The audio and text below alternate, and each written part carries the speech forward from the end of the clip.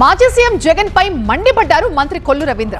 ప్రజలు సంతోషంగా ఉంటే జగన్ చూడలేరు అన్నారు.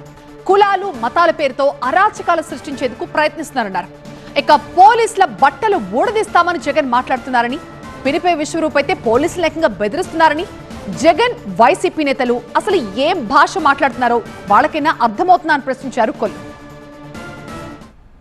జగన్మోహన్ రెడ్డి కుట్రలు పన్నుతాం, కులాల పేరుతో మతాల పేరుతో ఇవాళ నోటికి అడ్డు అదుపు లేకుండా ఇవాళ వాళ్ళు మాట్లాడుతున్నటువంటి భాష. మరి మాజీ మంత్రిగా ఉన్నటువంటి విశ్వరూప్ ఆయన అధికారులు బెదిరిస్తారు, పోలీసులు బెదిరిస్తారు.